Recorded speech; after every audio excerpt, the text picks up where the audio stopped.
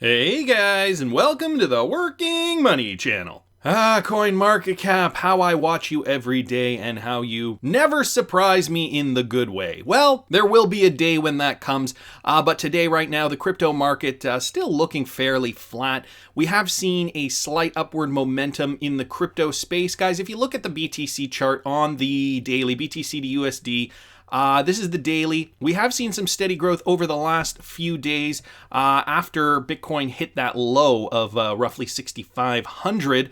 Now, if we look at it on the hourly, we can see the steady rally a little bit more prominently. So look at this. This is BTC on the hourly. And guys, as you know, after we saw Bitcoin make that inverse head and shoulders pattern, it continued to make its way upward. And so we're seeing this now. Okay, we're seeing this trend, higher lows, right, and higher highs on the hourly time frame. So this from November 24th all the way till today, which is November 30th. So positive bullish movement upward with some bursts of positive energy, high volume, okay, on those bursts. Slight corrections down. Let's hope that we continue to see this momentum upward for Bitcoin because it will bring the rest of the crypto market with it, guys. This is XRP on the hourly, and we're seeing the same kind of trend, albeit not as prominent, not as much volume recorded for XRP right now, but it is looking like we are continuing in the same direction, which is always a good sign.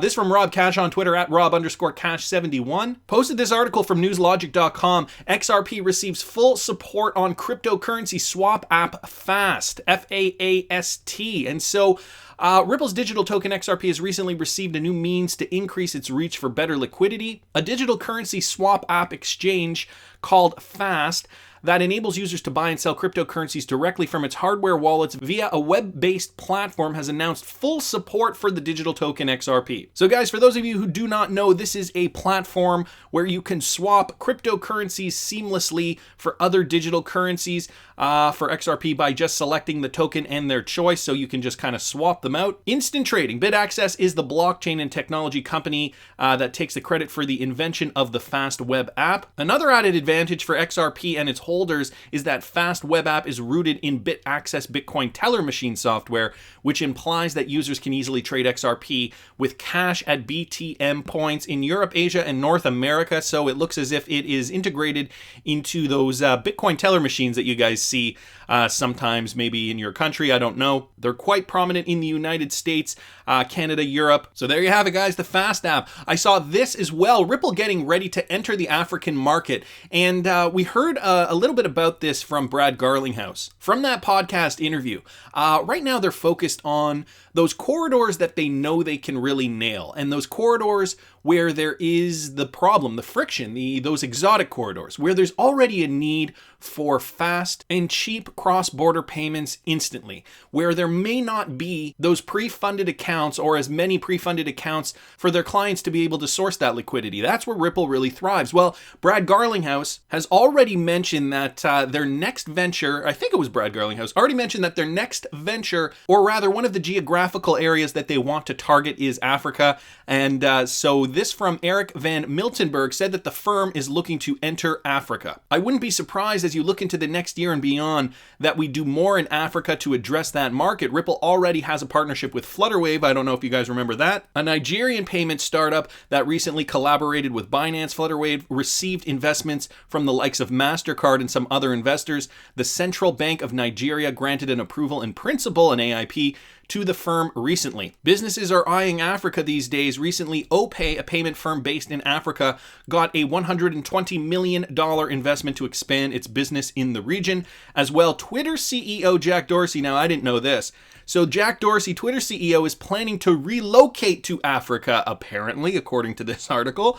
The entrepreneur said blockchain and cryptocurrency are going to do better in Africa. And guys, there's a reason for that. Notoriously, and I don't want to make big sweeping statements, but there are lots of corrupt governments in Africa, which means industry suffers from, backdoor deals, government deciding to take advantage of their power, lining their pockets with money. As a result, one of the problems that ensues is that these African currencies, some of these African currencies get devalued, and so there are many currencies in Africa that aren't doing so well. So I think this is one of the points here that Jack Dorsey's trying to make with regards to cryptocurrency in Africa. It'll do really, really well because it'll give the African people a chance to democratize their wealth if they buy into certain cryptocurrencies. I'm not going to name any cryptocurrencies in particular, but I could see that really happening if the infrastructure could get set up and really start thriving in countries in the African region. Guys, I don't know if you remember back a few days ago, The Modern Investor did a video and looked at Google Trends. And if you look at, just still on the African topic here, if you look at cryptocurrency, there has been actually an uptick in research for cryptocurrency over the last couple of weeks. And if you click on a worldwide search, you can see the countries that are most interested in cryptocurrency. So we have the US and Canada at 27 and 24 respectively. Australia really high up there, 37. And this is a score out of 100, by the way. Russia at 28, China at 45. But some of these countries where the search term is very, very prominent, Nigeria at 47. We've got Uganda at 59. Okay, whoops, I clicked on that by accident. Uganda at 59 and South Africa at 41. I don't know if you guys can see on this map here, but the grayed out ones, they don't have data for those. So I'm wondering if there is more data that would show that some of these other African countries, if we had the data, that they are also looking into cryptocurrency as well. Another thing I found very, very interesting was over here, guys, Venezuela at 36. The highest country that is recorded in South America right now that is looking up cryptocurrency. And guys, we know why, right? The Venezuelan Bolivar not doing so great. We know the story there with their government. And so these countries are looking into cryptocurrency as an alternative. We know that just recently, a few days ago, Ghana announced its plans to issue its own Cedi-backed cryptocurrency. So all this goes towards the point that I'm trying to make. Ripple getting into Africa could be a very good strategic move for them to move the product forward and to keep that momentum flowing. Guys, I saw this on the Daily Hodl. So Yahoo Finance brings Bitcoin, Ethereum, XRP, and an extensive crypto data to 70 million users. So it's recorded that obviously Yahoo has 70 million users, and now there has been news that they are going to tap into CoinMarketCap's data section. So CoinMarketCap is now powering Yahoo's cryptocurrency market data section. Yahoo's integration of CMC data further legitimizes an emerging space that reaches well beyond popular cryptocurrencies, such as the top three. Yahoo is pulling CMC data that allows users to track prices, market cap, daily trading volumes, and the circulating supply of 118 coins. It's interesting that they say 118 because we know CoinMarketCap obviously tracks over 4,000, actually 4,800, over 4,800 different cryptocurrencies. And that number just shot up recently. I'm surprised that there are even that many cryptocurrencies. Nevertheless, there are a lot on here, 90, 95% that are probably just garbage. And Yahoo's obviously picking and choosing the 118 that they find. It's probably based on liquidity, actually. The 118 that they find that are worth reporting on. So Yahoo Finance writer Daniel Roberts says the website will offer data for thousands of coins. We have switched our data partner to CoinMarketCap real-time data and charts for all the coins, soon 2,000 plus of them, just like our renowned stock charts and data. So it looks like they will be eventually rolling out 2,000 plus. CoinMarketCap says the partnership will allow its team to contribute educational content for Yahoo's mainstream audience as well as indices. So aside from cryptocurrency market data, the CoinMarketCap data indices Crypto 200, including Bitcoin, and Crypto 200 EX, excluding Bitcoin, that's interesting, are also available on Yahoo Finance, incorporating pricing from over 200 exchanges. These indices provide exposure to the broader cryptocurrency market by including the cryptocurrencies that represent more than 90% of global market capitalization as of the index launch date. I found this interesting.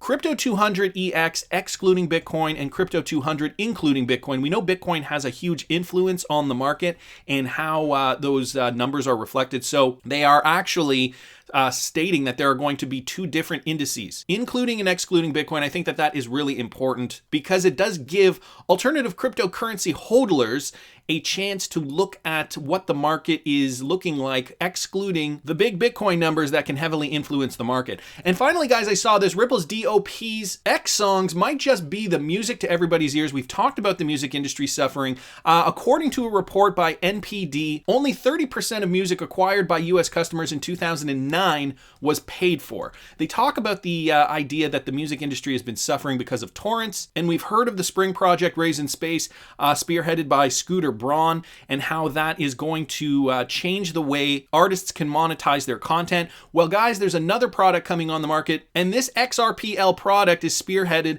by somebody working at Ripple. It's called Xsongs, and it's Craig DeWitt's brainchild. Ripple's director of products by day moved to work as a developer by night and built a new product, Xsongs. In an interview, he told AMB Crypto, "I always wanted to build a better way for musicians to monetize their songs. The big artists receive less than 10% for their music sales, and non-mega artists receive nothing. That means we're not seeing a lot of what the world has to offer from creators because there's just no way for them to effectively monetize their content." He added, "Xsongs is a free and open digital platform that allows anyone to sell his or her original digital content to the world for 100% of the revenue using XRP." He says that eventually he wants to expand the marketplace. So right now it's just for music, but he wants to expand it.